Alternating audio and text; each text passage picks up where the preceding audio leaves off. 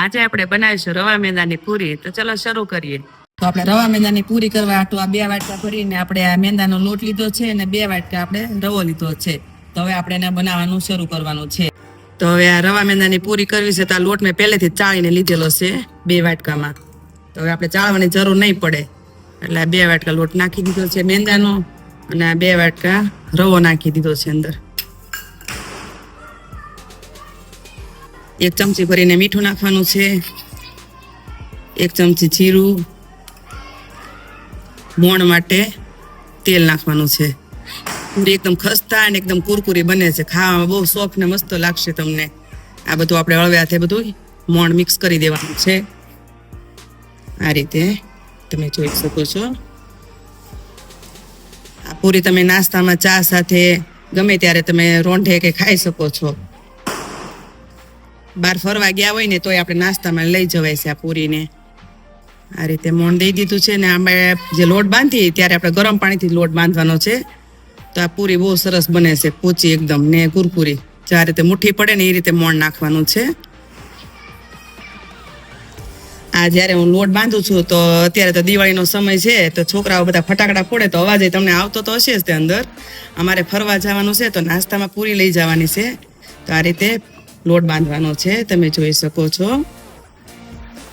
હળવે હાથે લોટ પેલા બાંધ્યા, બહુ ઢીલો નહીં બાંધવાનો, બહુ કડક નહીં બાંધવાનો, એ રીતે લોટ બાંધી દેવાનો છે આનો.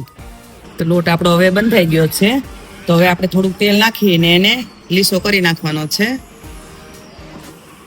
આ પૂરી તમે મહિના સુધી સ્ટોર કરી શકો છો, ખરાબ થતી નથી. તો લોટ આપણો બંધાઈને રેડી થઈ ગયો છે. તો હવે આપણે એને ભીનું કપડું ઢાંકીને 5 મિનિટ માટે રેસ્ટ આપી દઈશું. તો હવે આપણે લોટ સેટ થઈ ગયો છે. તો હવે આપણે એને ગોળિયા વાળી લેવાના છે મોટા મોટા.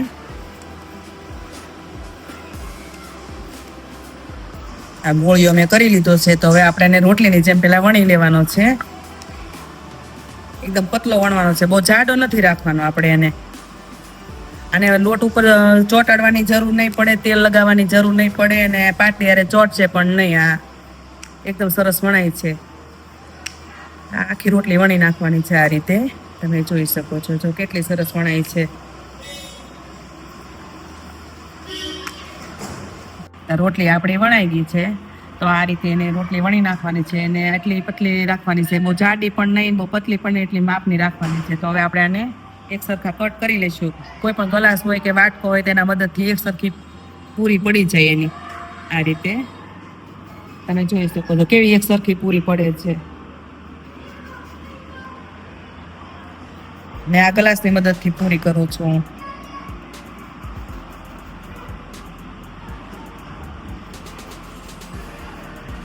તો પછી આપણે ગ્લાસના એકદમ ગોળ રોલ પડી ગયા છે. તો હવે આને કાઢી લેવાનું છે. અને આ રીતે કાઢી લેવાનું. તો આપણે આખી પૂરી બની ગયેલી એક સરખી નીકળી જશે અંદરથી.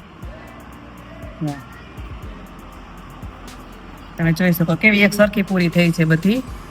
આ રીતે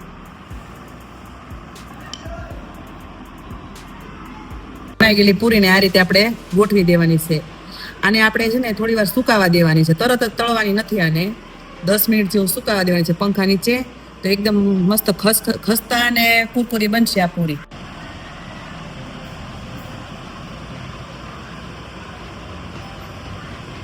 પહેલેથી મેં તેલ ગરમ કરવા મૂકેલું હતું. તો આપણે જોઈ લઈએ કે તેલ આપણું ગરમ થઈ ગયું છે, ચેક કરી લઈએ આપણે. જો આપણે થોડોક લોટ નાખ્યો હતો તો હવે મળ્યો છે. તો હવે આપણે આને કાઢીને હવે આપણે પૂરી નાખવાની છે. હવે આપણે એને ફાસ્ટ ગેસે તળવાની નથી, ધીમા ગેસે તળવાની છે. પછી આપણે પૂરી નાખવાની છે, એક પછી બધી નાખી દેવાની છે. આ રીતે બધી તળી નાખવાની છે.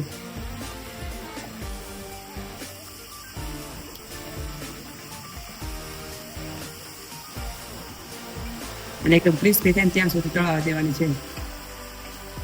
આ રીતે ધીમે ધીમે તળતું જવાનું અને પલટાતી જવાની. પછી બધી પૂરીને એકદમ ખસ્તા બનશે આ પૂરી.